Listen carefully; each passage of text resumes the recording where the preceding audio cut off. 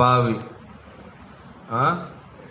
తెలుసా? బావిని చూశాను, బావి మాకు తెలుసు అన్న వాళ్ళు చేయి పైకెత్తండి. మనిషి అన్న వాళ్ళు ఎవరికైనా బావి గురించి తెలియకుండా ఉండదు. కానీ సిటీలో ఉండే ఈ కాలంలో ఉండే పిల్లలకు బావుల గురించి తెలియవు. ఎందుకు? వాళ్ళు సిటీలో ఉన్నారు కాబట్టి వాళ్ళు బావులు తవ్వరు. దేవుని యొక్క పరిశుద్ధమైన నామముకు మహిమ కలుగును గాక. బావులు ఎందుకు ఉపయోగిస్తారు?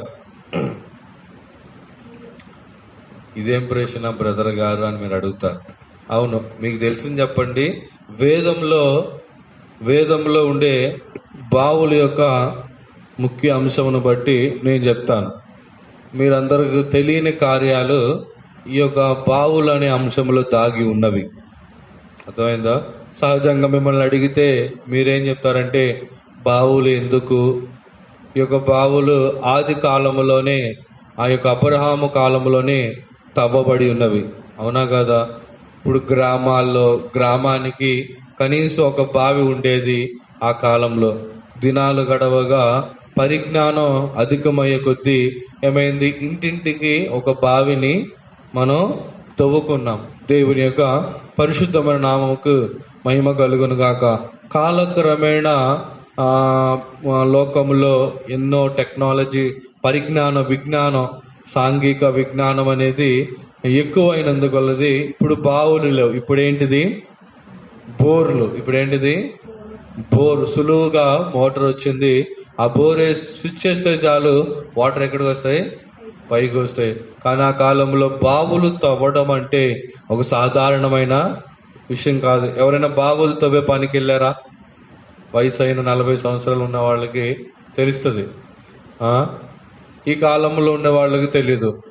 ఇప్పుడు ఒక 45, 50 సంవత్సరాలు ఉన్న వాళ్ళకి గ్రామంలో ఉన్న వాళ్ళని అడిగితే వాళ్ళు చెప్తారు బావులు ఎలా తవ్వేవాళ్ళు ఆ కాలంలో, అంత లోతుకి అసలు ఉండే మట్టిని ఎలా పైకి లాగేవాళ్ళు, ఎలా లాగి ఎద్దు సహాయం ఉపయోగించేవాళ్ళు. ఫస్ట్లో ఎద్దుకి కట్టి ఒక టైర్ యొక్క దాన్ని ఒక చిన్న ఒక గంపలా చేసి మధ్యలో చక్రాలు ఉంటాయి కదా, అది పెట్టి అటు ఇటు తాడి బొత్తలు పెట్టి మనుషులు దిగేవాళ్ళు. ఎద్దుని ఏం చేస్తారు? ఎద్దుకు కట్టేసి దాన్ని లాక్కెళ్తారు. అవునా కదా? అలా చేసింది. తర్వాత ఏమైందంటే మోటార్ ద్వారా వచ్చింది. ఒక మిషన్ పెడతారు పైన కూర్చో, 2 కర్రల మధ్యలో ఒక మిషన్ పెట్టి ఆ మిషన్తో ఆపరేట్ చేసేవాడు. ఈ విధంగా భూమిలో బావులు అనేది త్రవ్వబడింది. బావి ఎందుకు అనగా మానవునికి తన యొక్క దాహం తీర్చడానికి ఉపయోగపడేవే ఈ యొక్క బావులు. కానీ వేదంలో కూడా ఈ యొక్క బావులు ఎలా ఉంటాయి అంటే అది ఒక ఊట ఇచ్చే ఒక అనుభవం కనబడుతుంది.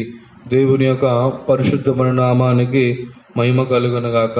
మానవుడు జీవించడానికి అవసరమైంది నీరు. అటువంటి యొక్క నీరు వచ్చేదే ఈ యొక్క బావిలో నుంచి అని కూడా మనందరికీ మనుషులందరికీ తెలుసు.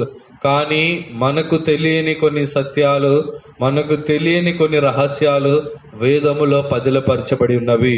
దేవుని యొక్క పరిశుద్ధమైన నామమునకు మహిమ కలుగును గాక.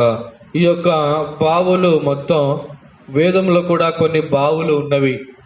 ఆ యొక్క బావుల గురించే నేను కొనసాగించి యొక్క వేద పఠనం గ్రంథములో మీకు అంశముగా చూపిస్తాను. మొట్టమొదటిగా 7 విధములైన బావులు ఉన్నాయి. ఎన్ని బావులు ఉన్నాయి? 7 విధములైన బావులు ఉన్నాయి.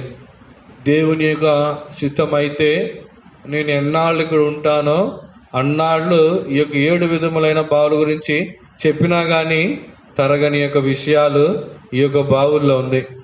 నువ్వు ఎప్పుడు వచ్చావు? బస్కి వచ్చావు నువ్వు? దేవుని యొక్క పరిశుద్ధమైన నామముకు మహిమ కలుగును గాక. 7 విధములైన బావులు. ఒక్కొక్క బావి గురించి మనం కనీసం ఒక 2 నెలలు పట్టింది ధ్యానించాలి అంటే. దేవుని యొక్క పరిశుద్ధమైన నామం మహిమ కలుగును గాక. కాబట్టి విశ్వాసులైన వారందరూ మీకు అనుదిన ప్రార్థనలో యొక్క వేద పఠము యొక్క ఆ యొక్క ముఖ్య అంశములను గురించి, దాని ఒక్కొక్క బావిలో దాగిన ఆత్మీయ సత్యాల గురించి మీరు బయలుపరచాలని ప్రార్థన చేయాలి.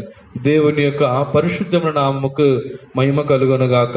ఈ యొక్క మొట్టమొదటిగా 7 విధములైన బావుల పేర్లు చెప్పి ఒక్కొక్క బావి గురించి నేను వర్ణిస్తాను. దేవుని యొక్క పరిశుద్ధమైన నామముకు మహిమ కలుగునుగాక. వేద వాక్యంలో మొట్టమొదటి బావి బెహర్ లహరోయ్. మొట్టమొదటి బావి పేరేంటిది చెప్పండి? నోరే తిరగట్లేదు కదా, ఇక నుంచి మీరు అలవాటు చేసుకోవాలి. బెహర్ లహరోయ్. ఏమిటిది? మొదటి బావి పేరేంటిది? బెహర్ లహరోయ్. బెహర్ లహరోయ్ అనగా ఆత్మీయ అర్థం ఏంటంటే దేవుడు నన్ను చూచును లేదా సజీవుని యొక్క బావి అని దీని యొక్క అర్థం. ఇది మొదటి బావి. రెండవ బావి వచ్చేసి బెహెర్షబా. రెండవ బావి పేరేంటిది? బెహెర్షబా. మూడవ బావి పేరు వచ్చేసి ఏసేకు బావి. మూడవ బావి పేరేంటిది? ఏసేకు యొక్క బావి. నాలుగవ బావి సిత్నా బావి. నాలుగవ బావి పేరేంటి? ఏంటిది?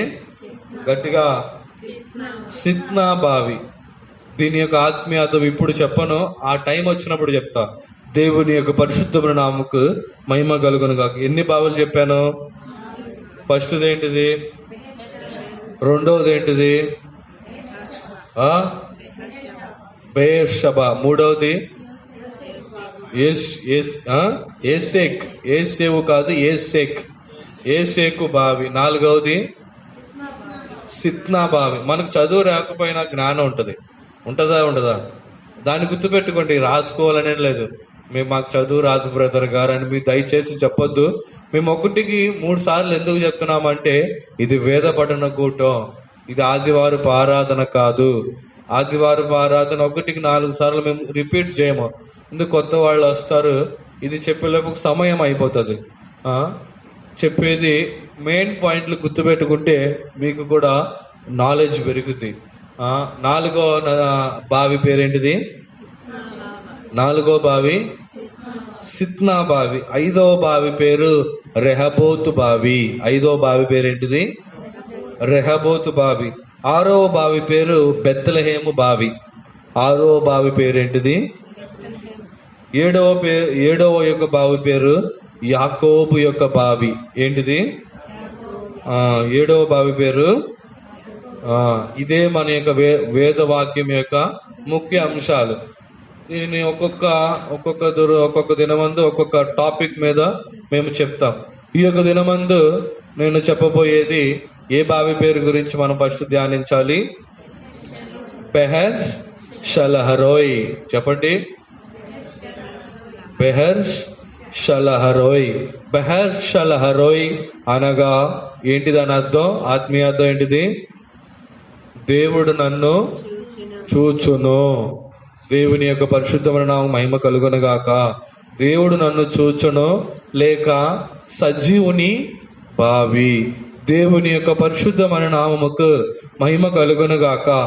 దేవుడు నిన్ను చూడాలి అంటే, నీ యొక్క జీవితంలో దేవుని యొక్క జీవము ఉండాలి అంటే నువ్వు ఏ బావి యొద్ద ఉండాలి?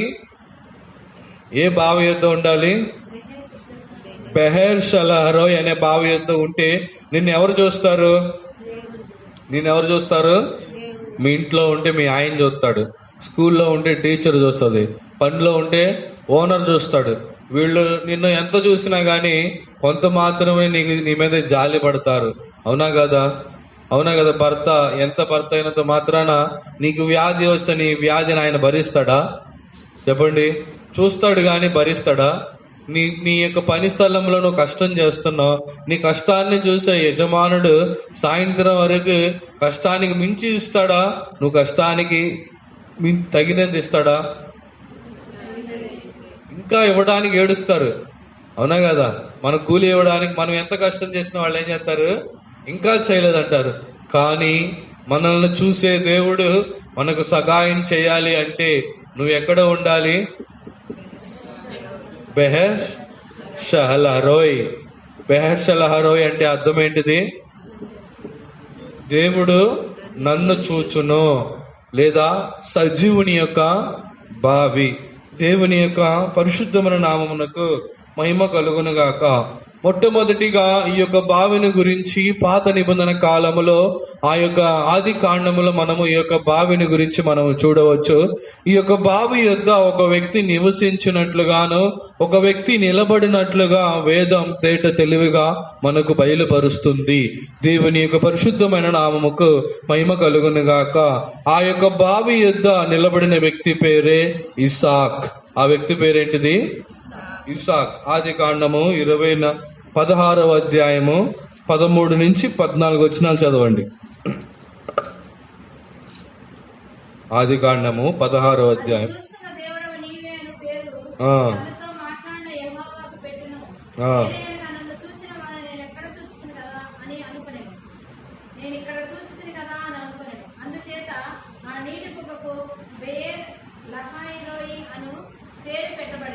అక్కడ ఏమని చెప్తుంది? బెహర్ లహరోయ్, చూచుచున్నది.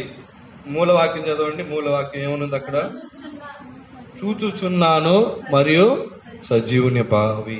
దేవుని యొక్క పరిశుద్ధమైన నామకు మహిమ కలుగునగాక. ఇదే బావి యొద్ద ఆ యొక్క ఇస్సాకు నిలబడినట్లుగా మనము చూస్తున్నాము. ఆది కాండము 24వ అధ్యాయము 62వ వచనం. ఆది కాండము 24:62. ఇస్సాకు బెహేర్ లహరోయి మార్గము వచ్చి దక్షిణ దేశం మంది ఏం చేశాడు? కాపురం ఉన్నాడు. ఇక్కడ ఏం చేశాడు? ఈ యొక్క లోయ దగ్గర అతడు ఏం చేశాడు? కాపురం ఉన్నాడు. ఎప్పుడైతే ఇస్సాకు ఆ యొక్క లోయకు వచ్చి ఉన్నాడో అప్పుడు మాత్రమే అతడు ఏం చేయబడ్డాడు? ఇంకా చదవండి కింద 62. ఇంకా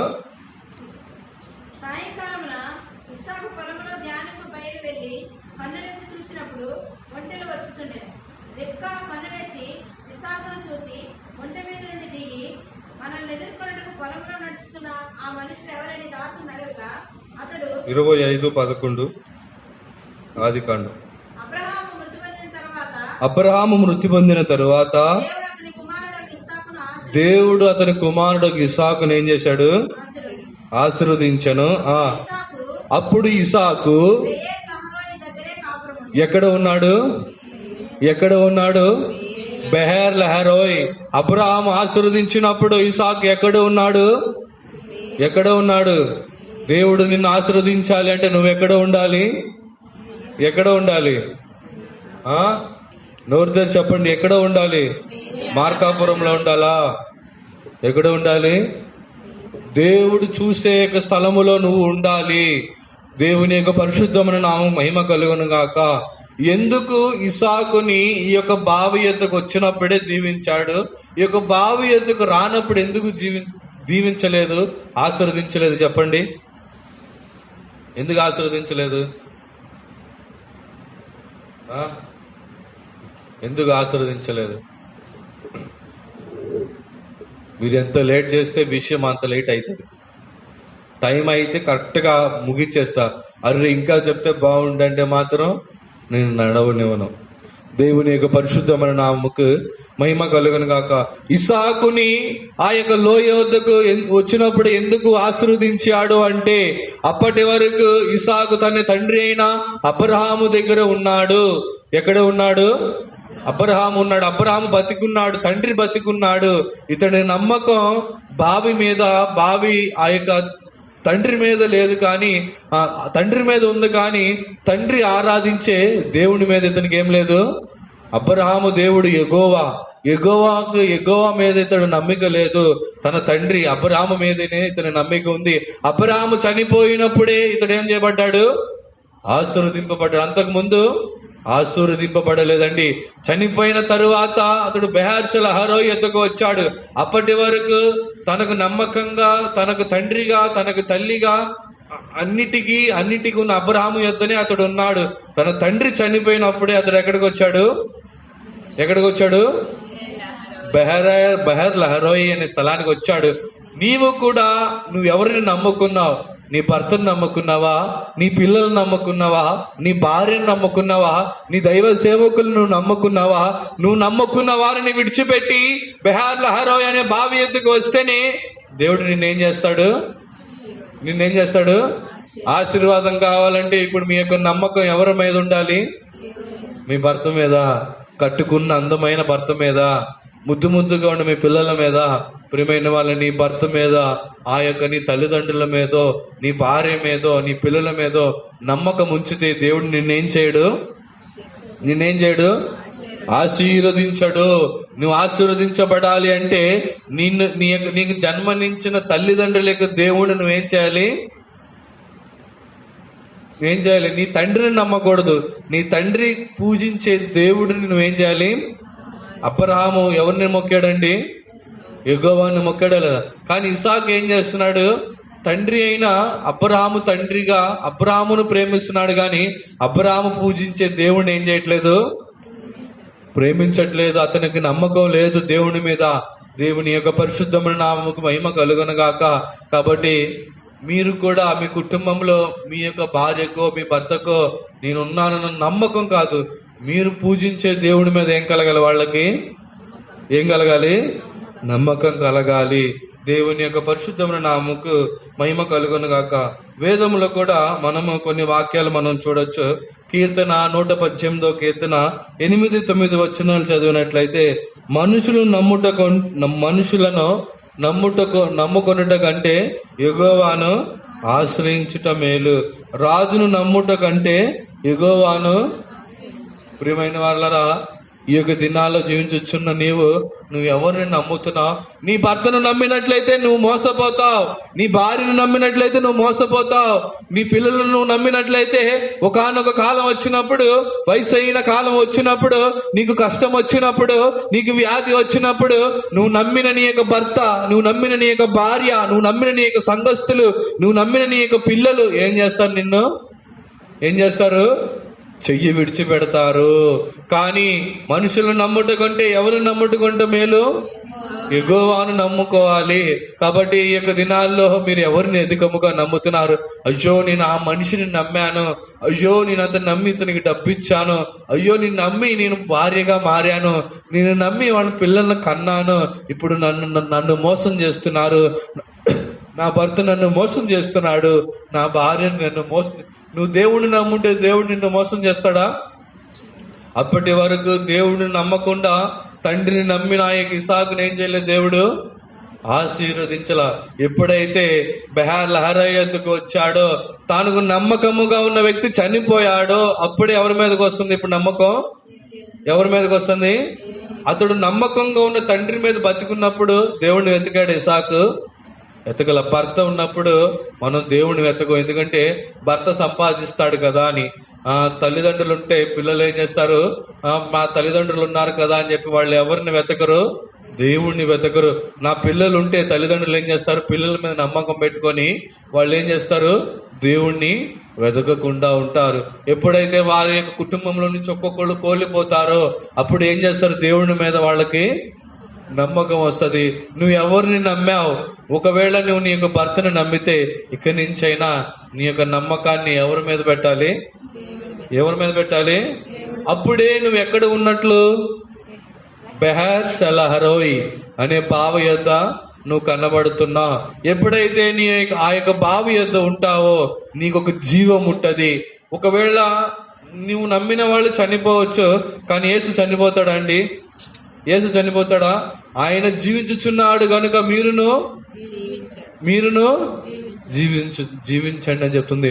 ప్రియమైన వాళ్ళరా, నీ కట్టుకున్న భర్తో నీ పిల్లలు శాశ్వత కాలం మనతో ఉంటారా అండి? ఒకనొక టైం వచ్చినప్పుడు మనల్ని ఎక్కడ వదిలిపెట్టి రావాలి?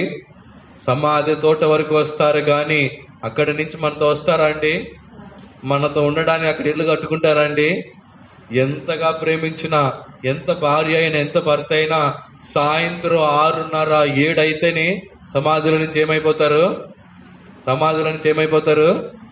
వచ్చేస్తారు. కానీ మనతో ఉంటారా? చెప్పండి, ఉంటారా?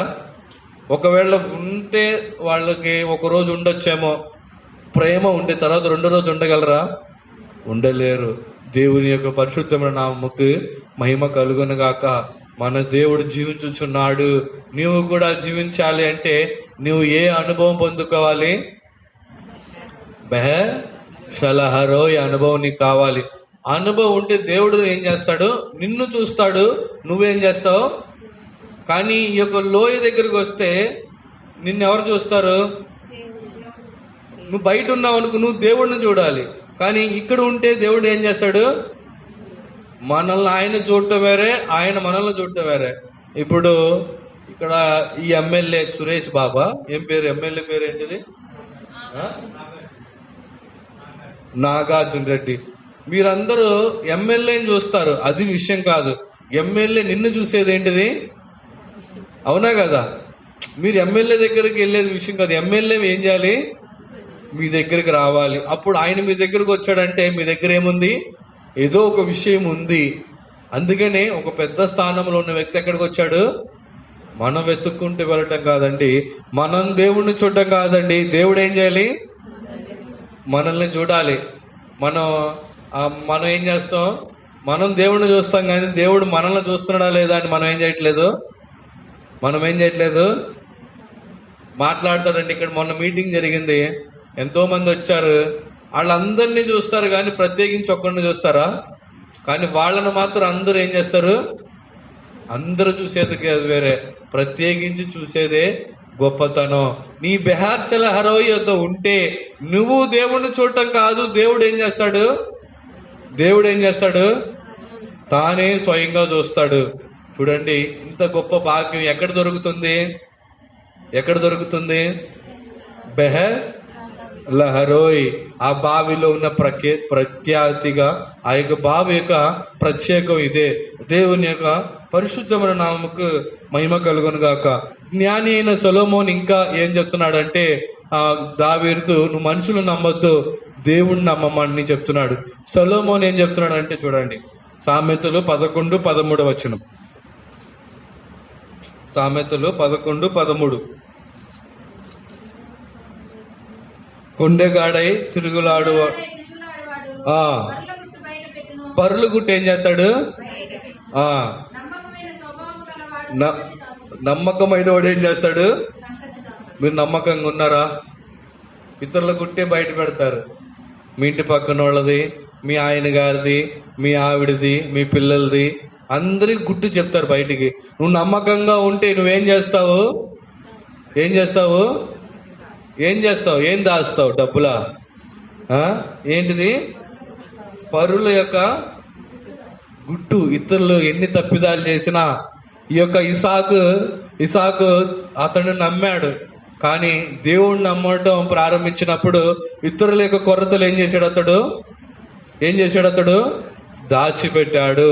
నువ్వు ఇతరుల యొక్క గుట్టుని దాచిపెడుతున్నావా, బట్టబయలు చేస్తున్నావా? చెప్పండి.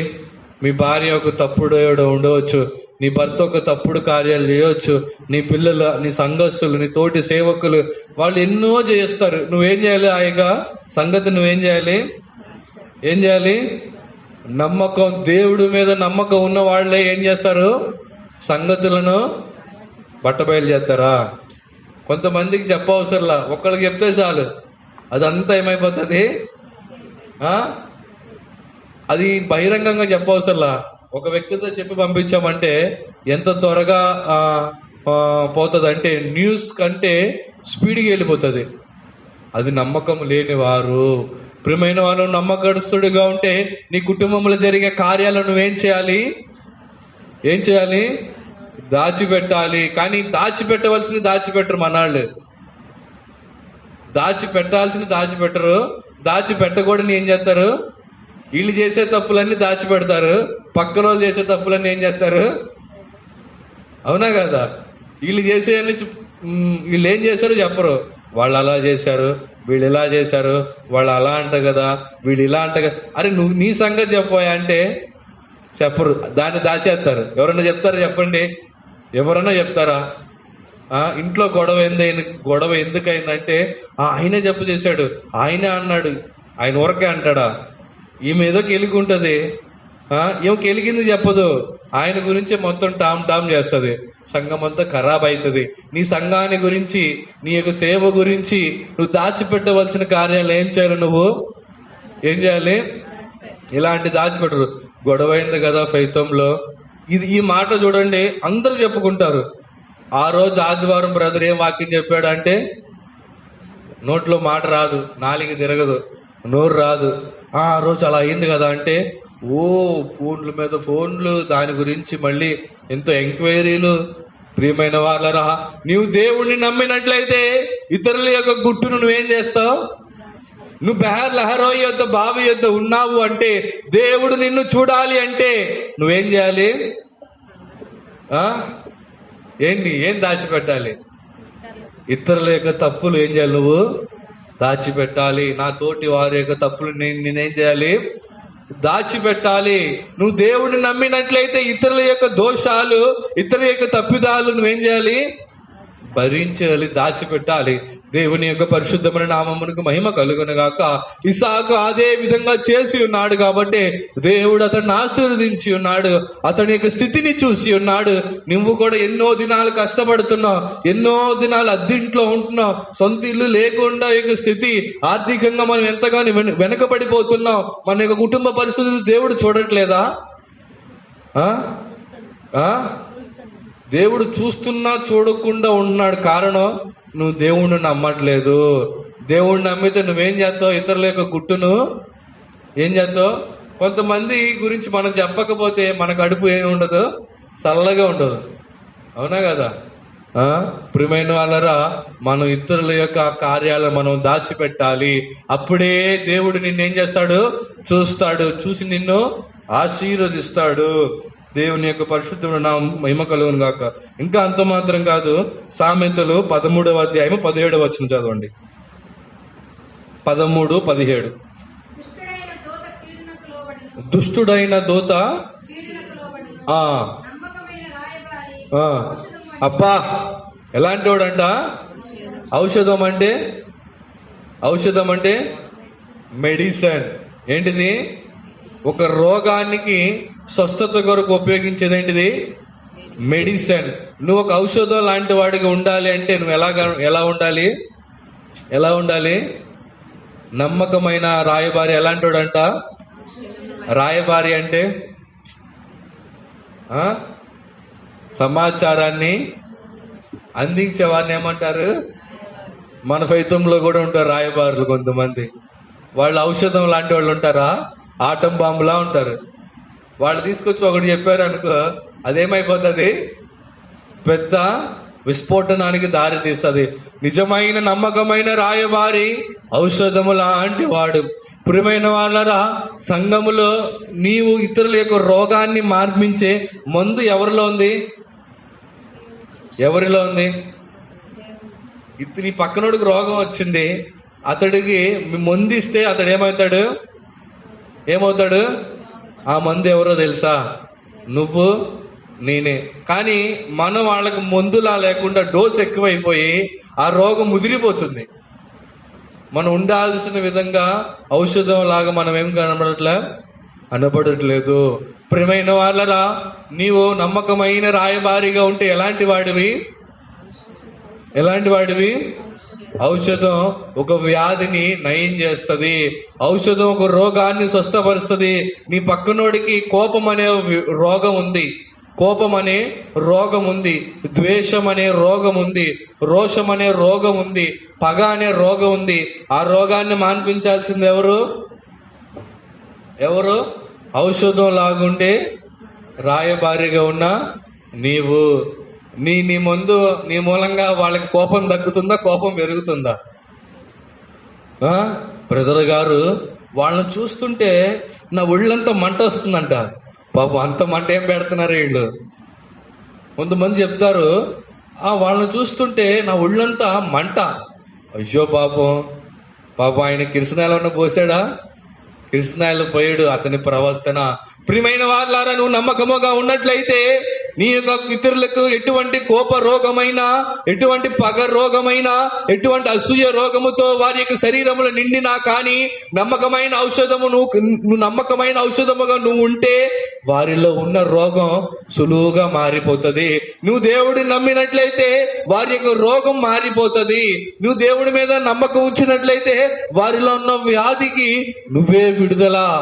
దేవుని యొక్క పరిశుద్ధమైన నామముకు మహిమ కలుగును గాక.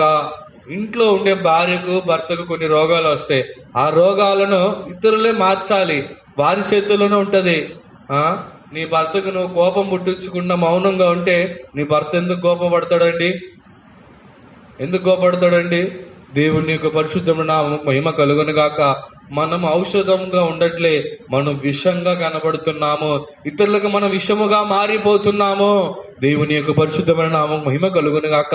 ఎందుకు అంటే మనం దేవుని మీద నమ్మకం లేనందువలన, దేవుని మనం నమ్మనందువలన దేవుని యొక్క పరిశుద్ధమైన నామకు మహిమ కలుగును గాక. కాబట్టి నీ యొక్క జీవితంలో నీవు ఇతరుల యొక్క రోగాన్ని మాన్పించే వ్యక్తిగా కనబడాలి అంటే నమ్మకం ఉండాలి, దేవుణ్ణి నమ్మాలి. దేవుని యొక్క పరిశుద్ధమైన నామం మహిమ కలుగును గాక. ఇదే యోహాను 11వ అధ్యాయం 40 వచనం చదవండి. యోహాను సువార్త 11:40.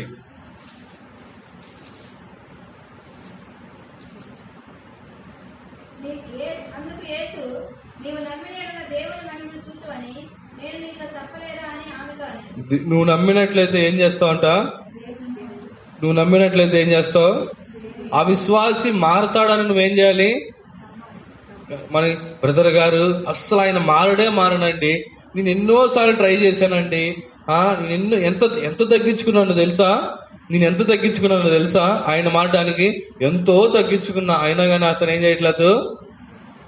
ప్రియమైన వారు నమ్మినట్లయితే ఏం చేస్తాడు దేవుడు? కానీ నీకే ఒక నమ్మకం లేదు, అతను ఎలా మారుస్తాడు? యేసు చెబుతున్నాడు, నువ్వు నమ్మినట్లయితే నీ ఇరుగు పొరుగు వారు, నీ సంఘస్థులు, నీ కుటుంబీకులు ఎంత గొప్ప రోగంతో ఉన్నా కానీ దేవుడు ఏం చేస్తాడు? వాళ్ళని మార్చి మహిమపరుస్తాడు. అవునా? మహిమపరచరా? దేవుని యొక్క పరిశుద్ధమైన నామానికి మహిమ కలుగును గాక. కాబట్టి నువ్వు ఎవరి మీద నమ్మకం ఉంచుతున్నావో ఒక్కసారి చూడండి. మనుషులు నమ్మద్దండి, నీ భార్య భర్తలను కాదండి. నువ్వు నమ్మకమైన రాయబారిగా ఉంటే ఔషధం లాంటి వాడుగా ఉంటావు. నువ్వు దేవుడు నమ్మితే దేవుడు నీకు మహిమ కార్యాలు చేస్తాడు. దేవుని యొక్క పరిశుద్ధమైన నామకు మహిమ కలుగును గాక. ఇక్కడ ఇసాకుని ఎవరు చూశారు? ఇసాకు ఎక్కడ ఉన్నాడు? ఎప్పుడైతే ఆ లోయ వద్ద ఉన్నాడో ఇతన్ని దేవుడు ఏం చేశాడు? మనం ఆశీర్వదింపబడాలంటే ఎక్కడ ఉండాలి? మన తల్లిదండ్రుల మీద మనకు నమ్మకం ఉంచాలా? మనం ఎవరి మీద నమ్మకం ఉంచాలి? ఇసాకు ఎవరి మీద నమ్మకం ఉంచటం వలన ఆశీర్వదింపబడలేదు? ఎప్పుడు ఆశీర్వదింపబడ్డాడు? తండ్రి చనిపోయిన తరువాత అతని నమ్మకం ఎవరి మీద వెళ్ళింది? దేవుడి మీద. బతుకున్నప్పుడు నమ్ముంటే తండ్రి కూడా కొంతకాలం బతుకుండాడేమో పాపం. కొంతమంది ఇస్సాకు బతికుండంగా తండ్రి అబ్రహాము దేవుడైన యెహోవాను ఆరాధించుంటే తండ్రికి ఎక్కువ ఆయుష్ పొడిగించేవాడేమో. ఇతడు ఎక్కువ నమ్మకం ఎవరి మీద పెట్టుకున్నాడు? ఇస్సాకు తండ్రి మీద. అందువల్లనే తండ్రిని ఏం చేసుకున్నాడు? దేవుడు తీసుకున్నాడు. ఎప్పుడైతే తండ్రి మరణించాడో అతడిని దేవుడు ఏం చేశాడు? అతడు నమ్మిన వాడిని దేవుడు తీసేసుకుంటాడు. నువ్వు ఎక్కువగా నీ తల్లిదండ్రులనో, నువ్వు ఎక్కువగా నీ పిల్లలనో, ఎక్కువగా మీ యొక్క సేవకులనో, తోటి సంఘస్థులను నువ్వు నమ్మావనుకోండి, వాళ్ళని ఏం చేస్తాడు దేవుడు? దూరం చేస్తాడు. దూరం అవ్వకుండా దగ్గర ఉండాలంటే నీకు జన్మనించిన నువ్వు కన్నా పిల్లల్ని ఆరాధించే దేవుడిని నువ్వేం చేయాలి? నమ్మాలి. దేవుని యొక్క పరిశుద్ధమైన నామకు మహిమ కలుగును గాక. యెషయా ఆ కీర్తనలు 34వ అధ్యాయము 15వ వచనం. యెహోవా దృష్టి నీతిమంతుల మీద ఉన్నది, ఆయన చెవులు వారి మరులకు పొగ్గి ఉన్నాయి. ఎవరి మీద ఉన్నదంట? బెహార్స్ లహరో యొద్ద ఉన్న వారి మీద ఉంటది. ఇక్కడ వారి యొక్క కన్నులు ఎవరిని చూస్తుంది? నీతిమంతుని చూస్తుంది. అంటే వాళ్ళు ఎక్కడ ఉన్నట్టు? నమ్మకమైన వారు మాత్రం కాదు. బెహార్స్లో బాబే ఎవరు ఉంటారు? నీతిమంతులు. నువ్వు నీతిమంతుడుగా ఉండాలి, నువ్వు నీతిమంతురాలుగా ఉండాలి. నీతిమంతులు అంటే చెప్పండి. అన్యాయము అక్రమము చేయకుండా దేవునికి నమ్మకంగా ఉండడమే నీతి. అప్పుడు దేవుడు ఏం చేస్తాడు? అటువంటి వారిని చదవండి. అటువంటి వారిని ఏం చేస్తున్నాడు? దృష్టి ఉంచటం అంటే ఫోకస్. ఏంటిది? ఫోకస్ చేస్తున్నాడు ప్రతి ఒక్క వ్యక్తి మీద. ఆయన ఏం చేస్తున్నాడు? ఆయన దృష్టి అందరి మీద ఉంటది, కానీ నీతిమంతుల మీద ఆయన ఏం చేస్తాడు? చూసి వాళ్ళు చేసే మొరను ఏం చేస్తాడు? మీరు ఎన్నో సంవత్సరాల గురించి ఒక ఇల్లు కావాలని, లేదా ఒక స్థలం కావాలని, లేదా ఒక వస్తువు కావాలని, లేదా ఒక ఉద్యోగం కావాలని ప్రార్థన చేస్తున్నారు. ఇంతవరకు అది తీర్చబడలా. కారణం ఏంటండి?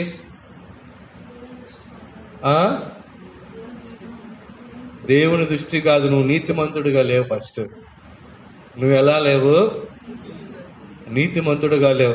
నీతిమంతుడిగా నువ్వు ఉండినట్లయితే నువ్వు ఒక్కసారి ప్రార్థన చేస్తే చాలు, దేవుడు నీకేం చేస్తాడు? వారి యొక్క మొరలను ఏం చేస్తున్నాడు? ఆలకిస్తున్నాడా లేదా? చెవి ఒగ్గుతున్నాడంట.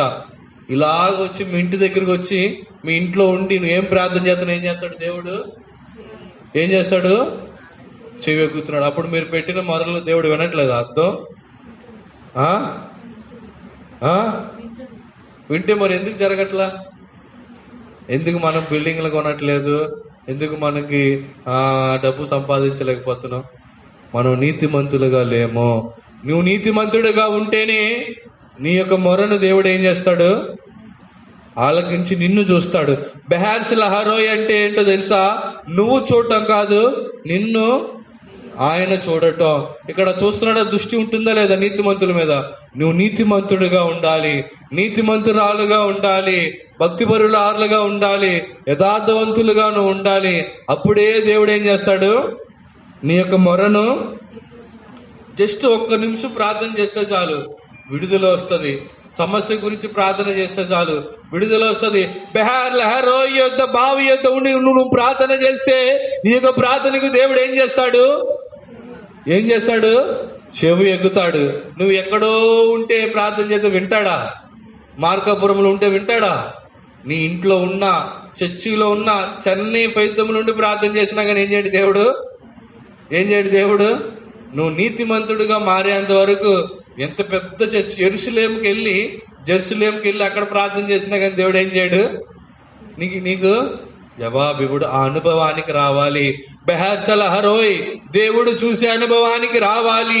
దేవుడు నిన్ను చూడాలి అంటే, ఆయన దృష్టి నీ మీద ఉండాలి అంటే నువ్వు నమ్మకస్తుడుగా కనబడాలి. నీకు ఇచ్చిన దాంట్లో నువ్వు నమ్మకముగా ఉండాలి. నువ్వు ఒక చిన్న పని అయి ఉండవచ్చు, చిన్న సేవ అయి ఉండవచ్చు, కరపత్ర పరిచర్య ఉండవచ్చు, సండే స్కూల్ టీచర్ సేవ అయి ఉండవచ్చు, హాస్పిటల్ సేవ అయి ఉండవచ్చు.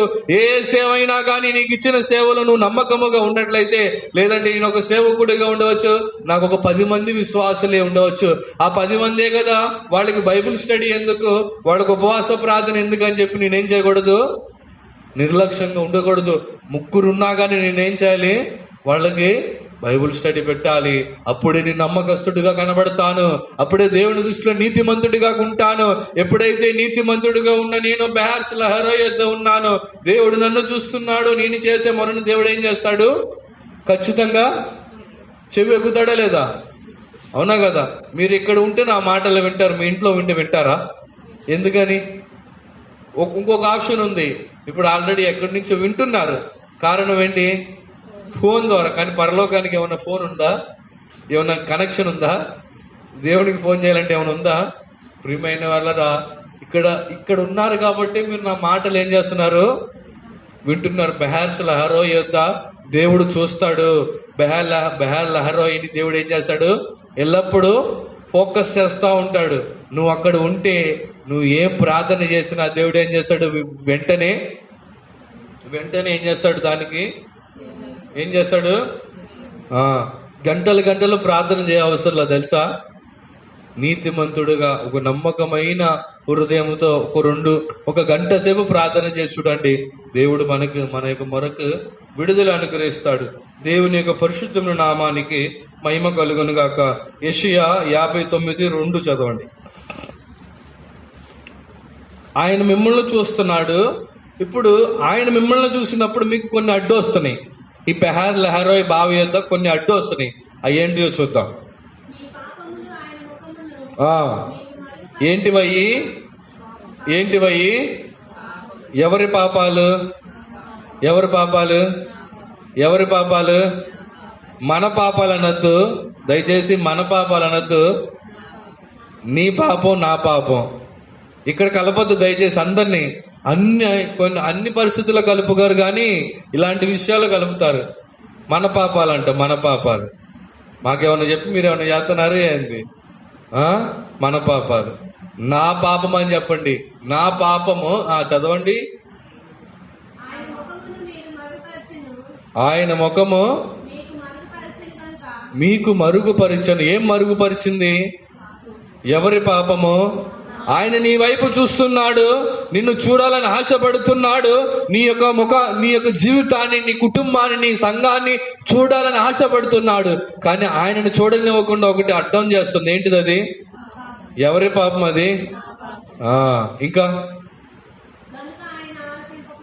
ఏం చేస్తున్నాడు? గనుక నీ ఉపవాస ప్రార్థనలు, నీ ఏరియా ప్రార్థనలు, బ్రదర్ గారు ప్రార్థన చేసిన, సెంటర్ పాస్టర్ ప్రార్థన చేసిన, సీనియర్ పాస్టర్ చేసినా నీకేముండదు? విడుదల ఉండదు. కారణం పాపం అడ్డుగా ఉంది. దేవుడు చూస్తున్నాడు. చూసేదానికి మధ్యలో ఏముంది? అడ్డుగోడని. ఇప్పుడు పాపం అన్న అడ్డుగోడని ఏం చేయాలి? ఇప్పుడు మార్కు బ్రదర్ ఇదే శ్రీశైలంలో సేవ చేసేటప్పుడు ఆయన బిల్డింగ్ కట్టిస్తున్నాడు. ఇప్పుడు మీరు చూశారు కదా, ఆ లోపలికి వెళ్ళడానికి ముందు ఏమీ రాకుండా పక్కింటి వాళ్ళు ఏం చేశారంటే దాన్ని గోడ కట్టేశారు. ఏం చేశారు? ఒక ఇంత హైట్ గోడ కట్టేశారంట. దేనికి? ఆల్రెడీ బిల్డింగ్ పని జరుగుతుంది, బిల్డింగ్ మనం కొన్నాము, మన దారిని వాళ్ళు మూసేశారు గోడ కట్టి. మార్క్ బ్రదర్ ఏం చేశాడో తెలుసా? మంచిగా కారులో పెద్ద సుత్తి తీసుకొని రావటం దాన్ని ఏం చేశాడు? పగల కొట్టాడు. పగలు కొట్టిన తర్వాత ఏమైతుంది? అక్కడికి మనం పగల కొట్టకుండా లోపలికి వెళ్ళగలమా? ఆల్రెడీ ఒక మెటీరియల్ ట్రాక్టర్ వచ్చింది ఏదో అన్లోడ్ చేయడానికి. గోడ ఉంటాడు, ఏం చేశాడు? చూశాడు, ఏం చేశాడు? గోడ కట్టేశారండి, లోపలికి వెళ్ళదండి, మేము పోయలేమని చెప్పేసి బండి వెనక్కి వెళ్ళిపోయింది. ప్రియమైన వారులారా, మన కుటుంబంలోనికి, మన యొక్క సంఘములోనికి, మన యొక్క జీవితంలోనికి యేసు రావాలి అంటే, యేసు మనల్ని చూడాలి అంటే మనకేముంది? పాపం అనే ఒక అడ్డుగోడ ఉంది. దాన్ని మనం దేనితో పగలగొట్టాలి? వాక్యం అనే సుత్తి. దేవుని వాక్యం బండను బద్దలుగొట్టు సుత్తి వంటిది. అటువంటి వాక్యాన్ని మీ యొక్క పాపాన్ని కొడుతున్నప్పుడు, బ్రదర్ గారు మమ్మల్ని మా గురించే మాట్లాడుతున్నారు, ఎవరో చెప్పుంటారు కదా, ఈయనకి ఏం తెలియదు కదా, ఈయనకి ఎలా చెప్పారు, ఎవరు చెప్పారు అని వస్తే, అయ్యో అవును నిజంగానే నేను అలా ఉన్నాను, నా జీవితంలో ఇలా ఉంది అని ఆలోచించరు. కానీ ఇవన్నీ ఆలోచిస్తారు. దేవుని యొక్క వాక్యము నీకు అడ్డుగా ఉన్న గోడను పగలగట్టే సుత్తి వంటిదండి. దేవుని యొక్క మాటలు ఇటువంటి విధంగా ఉంటే అప్పుడు మనం ఏం చేయకూడదు? బాధపడకూడదు. దేవుని యొక్క పరిశుద్ధమైన నామానికి మహిమ కలుగును గాక. దేవుని యొక్క వాక్కును బండను బద్దలు కొట్టే సుత్తి ఎందుకు బద్దలు కొడుతుంది? అది అడ్డుగా ఉంటే దేవుడు నిన్ను ఏం చేయలేడు. దేవుడు చూడాలి అంటే ఆ యొక్క గోడను ఏం చేయాలి? ఏం చేయాలి? నీ వల్ల అవ్వట్లే. సరే మీరేమన్నా పగల కొట్టుకుని మీరే తీసుకుంటారంటే, మేము కట్టుకున్నాం కాబట్టి, కట్టుకున్నది ఎవరన్నా పగల కొట్టుకోవటం అంటే ఎవరికి ఇష్టం ఉండదు. ఇల్లు కట్టుకున్నారు, మంచి ఇల్లు, గవర్నమెంట్ వచ్చి కూల్చేస్తుందంటే మీరు ఒప్పుకుంటారా? ఒప్పుకుంటారా? ఎందుకు ఒప్పుకోరు? కష్టపడి కట్టుకున్నామండి, మీరు ఎలా కూల్చేస్తారండి అని చెప్పి మీరేం చేస్తారు? ఒప్పుకోరు. అందుకని మీరు చేసిన పాపాన్ని కూడా మేము కూలుతుంటే మీరేం చేయట్లేదు. పాపాన్ని కూల్చుతుంటే మీరేం చేస్తున్నారు? బ్రదర్ గారు వద్దండి, మీరు అలా అనొద్దండి, అలా చేయొద్దండి, మీరు అందరి ముందు అలా అంటారేంటండి, మాకు ఏదోలా ఉంటుందండి, మాకు సిగ్గుపోతుందండి. అరే అది తప్పు, అది అక్రమ కట్టడం. అది పర్మిషన్ లేని బిల్డింగ్ ఉంచుతారా? మున్సిపాలిటీలు అయితే కూల్చడానికి అన్ని తీసుకుని వస్తారు, జేసీబీ వస్తుంది, అన్ని తీసుకుని వచ్చి ఏం చేస్తారు? దాన్ని కూల్చేదాకా వాళ్ళకి మనశ్శాంతి ఉండదు. ఎందుకు? అది అక్రమంగా కట్టారు, ఎటువంటి అనుమతులు. మీరు పాపం చేసేటప్పుడు మాకేమన్నా చెప్పి చేస్తున్నారా? అనుమతులు తీసుకొని చేస్తున్నారా? చెప్పండి, మీరు ఒక మాట చెప్పండి. పాపం చేసేటప్పుడు ఎవరినైనా అడిగి చేస్తున్నారా?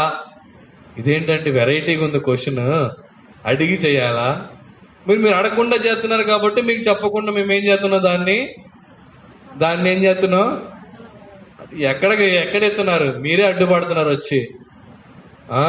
పడగొట్టద్దండి. కష్టపడి కట్టుకున్నామండి, అప్పు చేసి కట్టుకున్నామండి, ఒక్కొక్క రాయి కూడబెట్టుకుని కట్టుకున్నామండి. ఎవరు కట్టమన్నారు? కట్టేటప్పుడు మాకు చెప్పావా?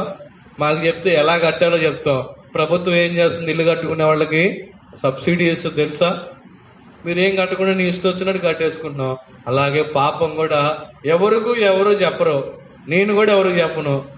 నేను కూడా ఏం చేయను, చెప్పా చేసేది.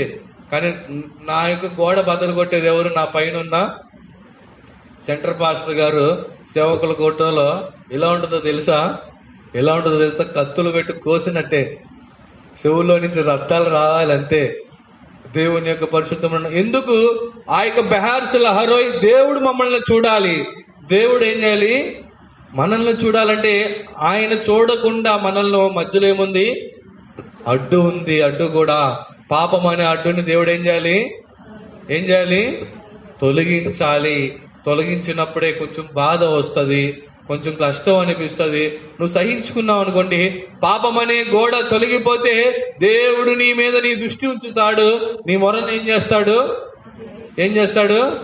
చెవి ఎక్కుతాడు. ఇక నుంచైనా మీ మొర ఎందుకు ఆలకించట్లేదంటే మధ్యలో ఒకటి అడ్డుంది, అడ్డు తెర ఉంది. ఏంటిది అది? పాపాన్ని ఎప్పుడైతే దేవుడు మీరు తొలగించుకోరు. కట్టుకున్నది ఎవడు ఏం చేయడు? కట్టుకున్న భర్తనంత సాధారణంగా వదులుకుంటామా? ఆడు ఎంత మూర్ఖుడైనా కానీ ఏం చేస్తాం? ఆడితో ఎందుకు కట్టుకున్నాం?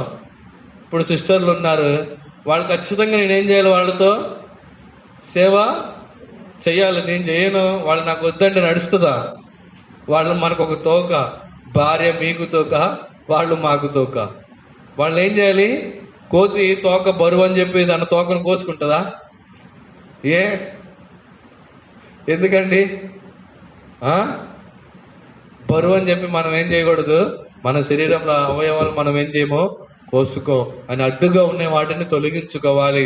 దేవుని యొక్క హబక్కుకు 1వ అధ్యాయము 13వ వచనం అయిపోయింది. ఇంకో 2 వాక్యాలు చెప్పి నేను ముగించేస్తా. ఇంకా ఇది బెహార్ లహరా గురించి ఇంకా అవలే. ఇప్పుడే జస్ట్ మీకు అలా జస్ట్ వాసన చూపించాను అంతే. ఇంకా ఎహెజ్కేలు హబక్కుకు 1:13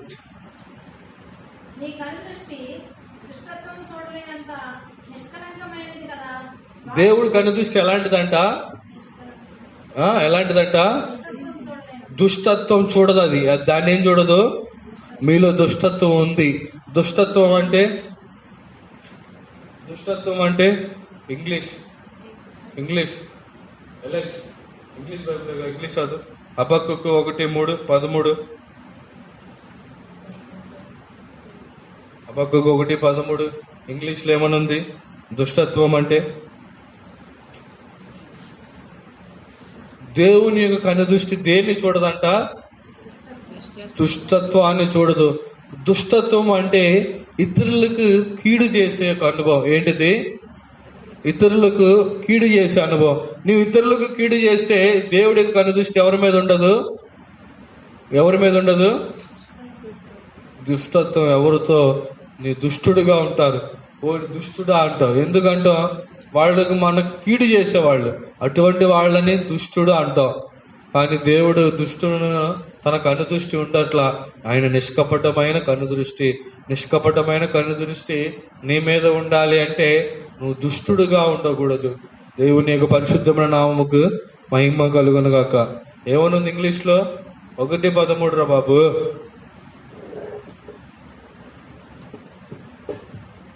ఇంకా దొరకలేదా నీకు?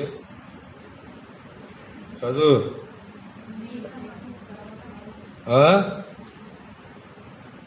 హబక్కుకు వికెడ్నెస్ ఏంటిది? గట్టిగా చెప్పు. వికెడ్ అంటే దుష్టుడు, దుర్మార్గుడు అని. దుర్మార్గుడు దుష్టుడిని వికెడ్ పీపుల్ అంటారు. మనం వికెడ్ పీపుల్గా ఉండకూడదు. ఎలా ఉండాలి? సెయింట్స్, రైచస్ పర్సన్స్గా ఉండాలి. సెయింట్స్ పరిశుద్ధులుగా, నీతిమంతులుగా, ఫెయిత్ఫుల్ బిలీవర్స్గా ఉండాలి. బిలీవర్ అంటే నమ్మకస్తుడు అని అర్థం. బిలీవర్కి మీనింగ్ తెలుసా? నమ్మకం, విశ్వాసం. దాన్ని ఏమంటారు? బిలీవర్కి అని అర్థం. విశ్వాసి అంటే దేవుడి మీద నమ్మకం ఉండాలి, అంతేగాని నువ్వు దుష్టుడుగా ఉండకూడదు. నువ్వు ఆయన దుష్టత్వాన్ని వైపు చూడడు, దుష్టులను చూడు. దుష్టులు అంటే ఇతరులకు కీడు చేసేవాళ్ళు. ఇతరులకు ఏం చేస్తారు? మనం ఇతరులకు కీడు చేయకూడదు.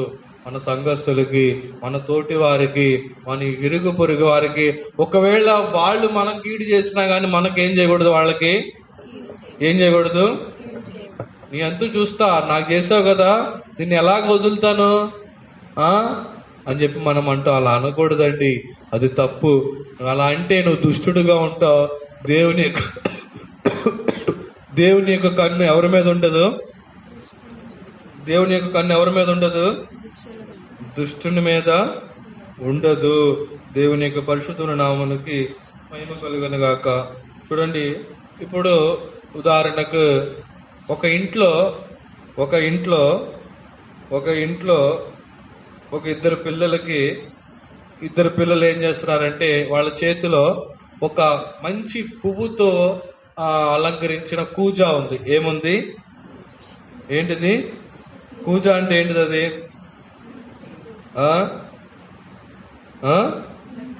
కుండ, కుమ్మరితో చేసే ఒక కుండ.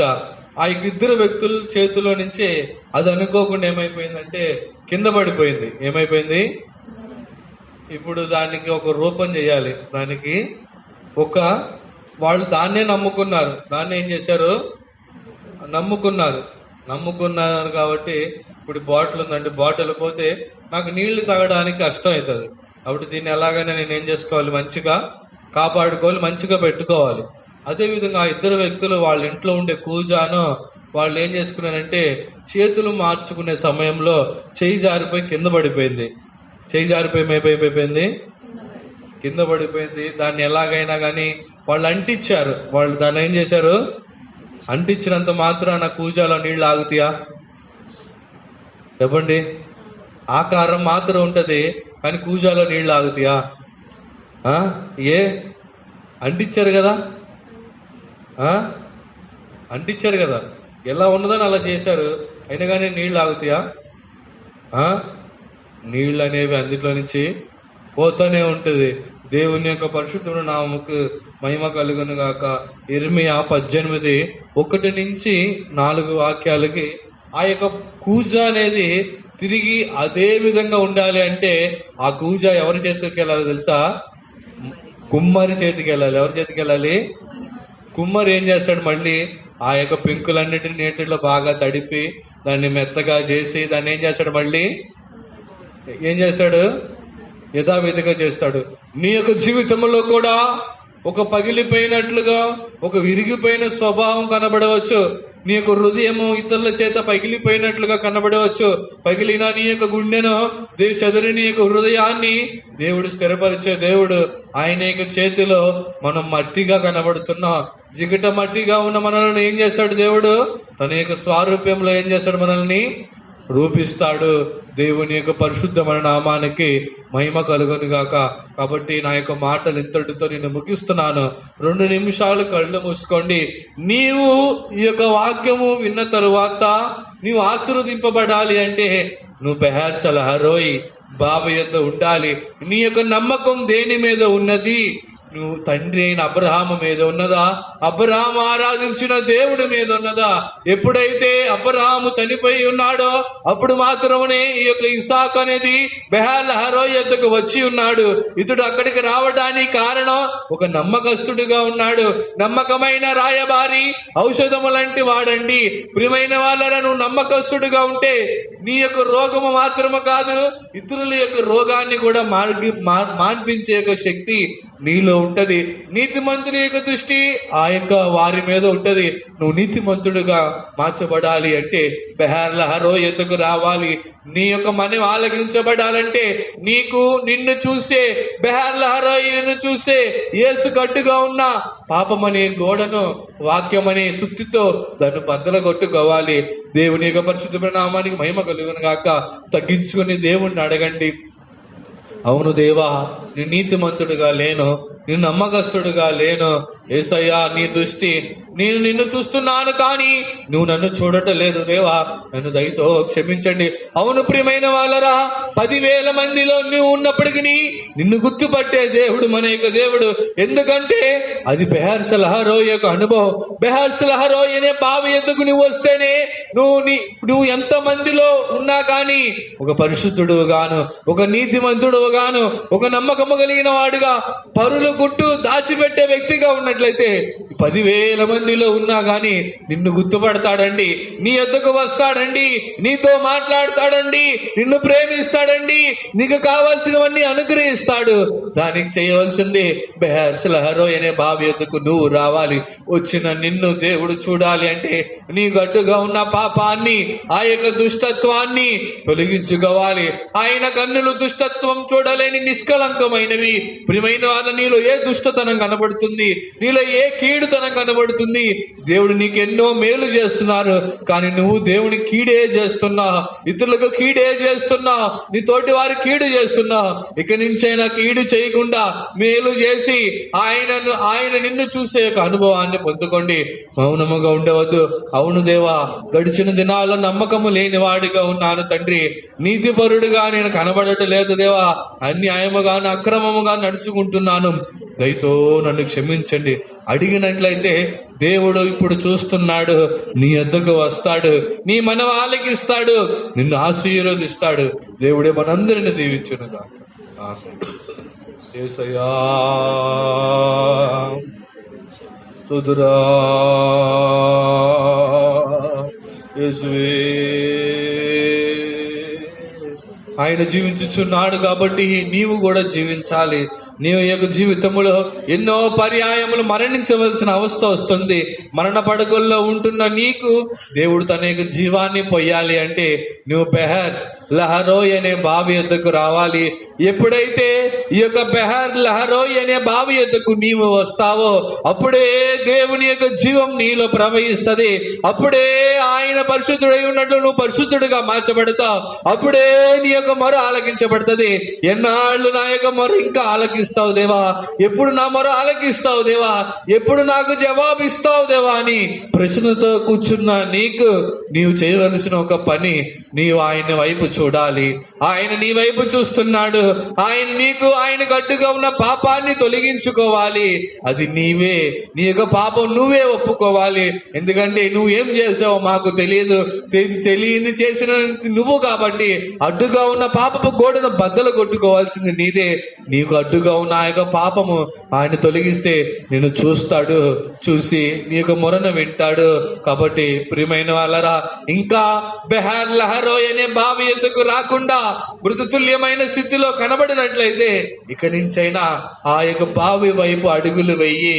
అది నమ్మకం కలిగిన వారికి, నీతిమంతులకి, తర్వాత ఇతరుల యొక్క గుట్టును దాచిపెట్టి వారే ఈ యొక్క బావి యొద్ద ఉంటారు.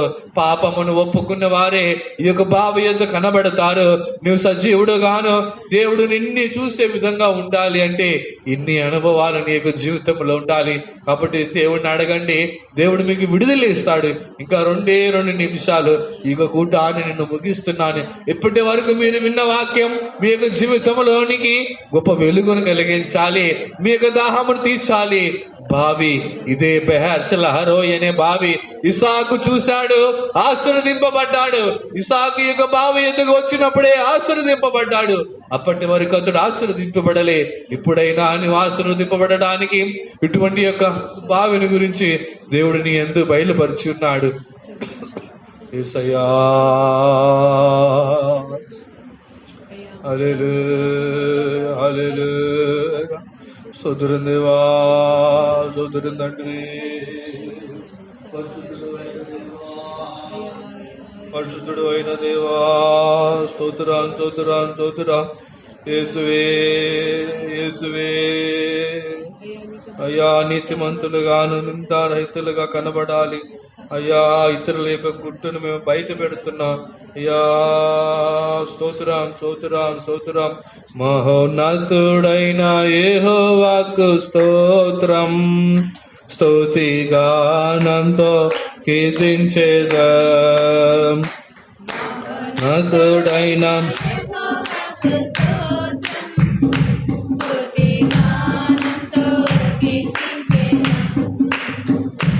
నాదు ఆశ్రయం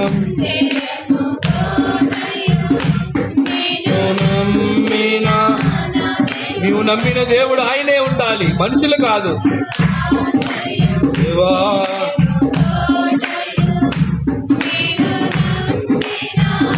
ఇసాకు దేవుడు నమ్మినప్పుడు ఆశీర్వదింపబడ్డాడు. స్తోత్రం స్తుతిగానంతో కీర్తించెదను. ఆశ్రయం ఎడమ కోటయం. దేవుడిని నమ్మేంత వరకు దేవుడు నిన్ను ఆశీర్వదించాడు. నాదు ఆశ్రయం ఎడమ కోటయం. నేను నమ్మిన నాదు ఆశ్రయం ఎడమ కోటయం. నేను నమ్మిన. హల్లెలూయా హల్లెలూయా హల్లెలూయా హల్లెలూయా. ఆయన నమ్మినప్పుడే నిన్ను ఆశీర్వదిస్తాడు. నీ చదువు మీద కాదు, నీ ఉద్యోగం మీద కాదు, నీ పని మీద కాదు, వ్యాపారం మీద కాదు నమ్మకం. ఆయన మీద నమ్మకం ఉంచండి. ఆయన నమ్మిన వారు ఎన్నడూ సిగ్గుపడరు. బల బల బల బల. నువ్వు ఆయన నమ్మినట్లయితే దేవుడు నిన్ను సిగ్గుపరచడు. హల్లెలూయా హల్లెలూయా హల్లెలూయా హల్లెలూయా హల్లెలూయా హల్లెలూయా. ఆమేన్ ఆమేన్. యేసయ్యా యేసయ్యా. గిడి బిడి బిడి గిడి బిడి గిడి గిడి బిడి గిడి గిడి గిడి గిడి బిడి బిడి బిడి బిదో బిడి బిడి. ఆమేన్. హల్లెలూయా.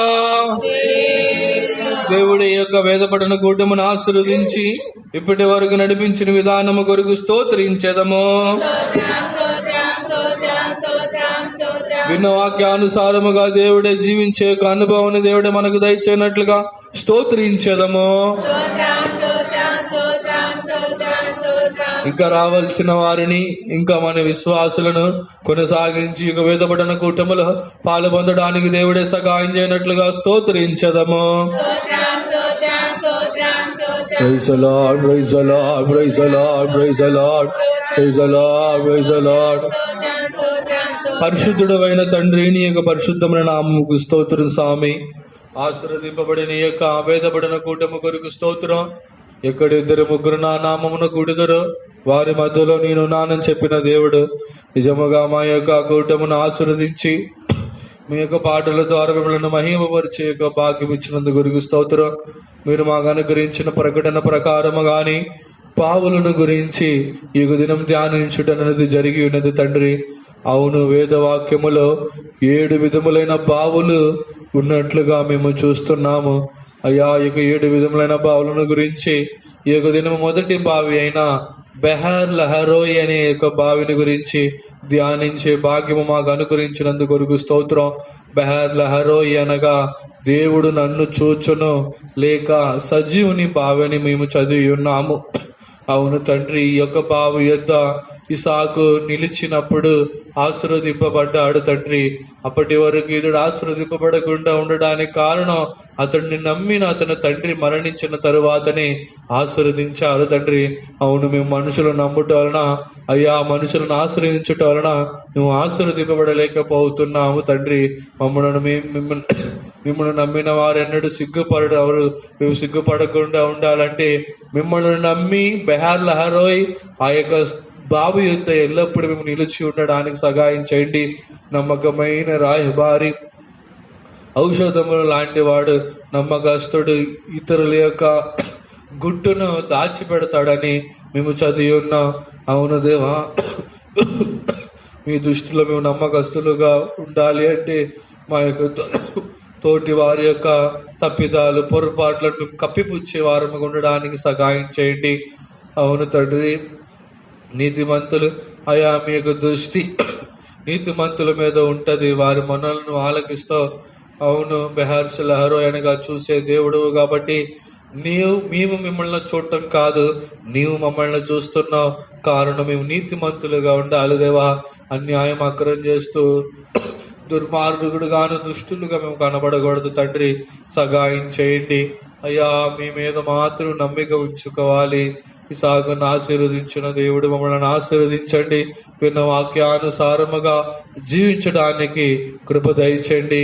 ఇంక కొనసాగించి లోతైన సత్యాలు ఈ యొక్క ఉపదేశము ద్వారా తెలుసుకొని మా కుటుంబాలను ఆశీర్వదించండి. మీరు అక్కడ కొరకు మమ్మల్ని అందరినీ సిద్ధపరచమని తగ్గించుకొనొచ్చు యేసు నామములో అడుగుచున్నాను తండ్రి. స్తోత్రం స్తోత్రం స్తోత్రం. ప్రభు యేసు క్రీస్తు కృపయు, దేవుని యొక్క ప్రేమయు, పరిశుద్ధాత్మ సహవాసము ఇప్పుడును ఆ యొక్క దేవుడు మనల్ని చూసి తీసుకువెళ్ళేంత వరకు సదాకాలం అందరికి తోడు నీడగా ఉండును గాక. హల్లెలూయా హల్లెలూయా హల్లెలూయా. స్తోత్రం.